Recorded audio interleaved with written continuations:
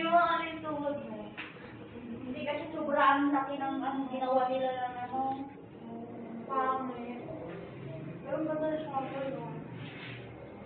Shower.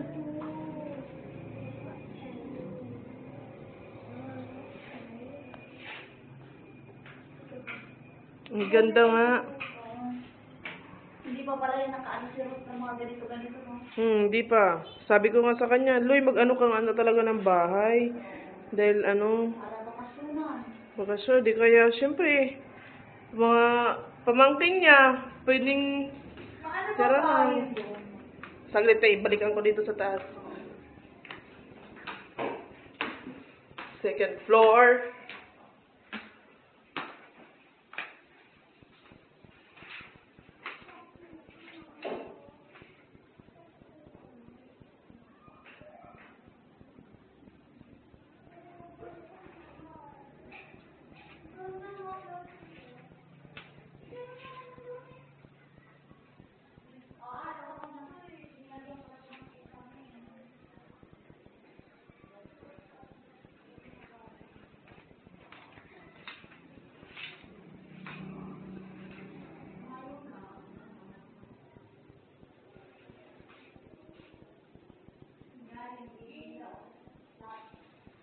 Bro, flat TV pa.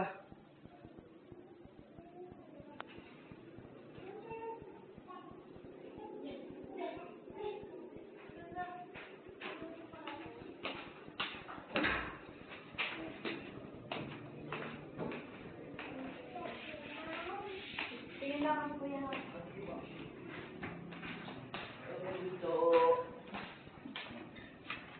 Diba paano niya sa kapatid niya?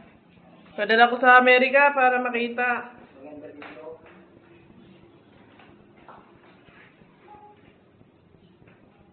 Ayan o, ganyan, ginawa nilang kisame. Yung taas na yun. Diba? Ano, no? Pero maganda cute, no?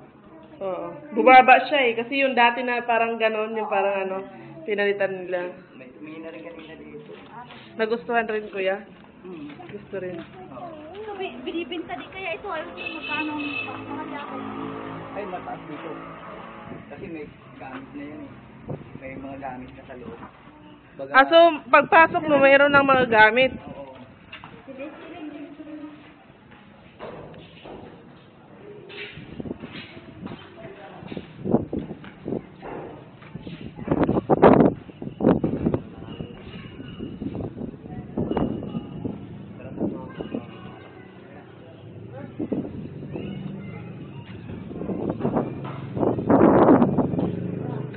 Pero di na pa, pwede pa naman mag-extend papunta dito, no? Sa labas. Oo, kasi ano mo ito eh. Kasama niya ito.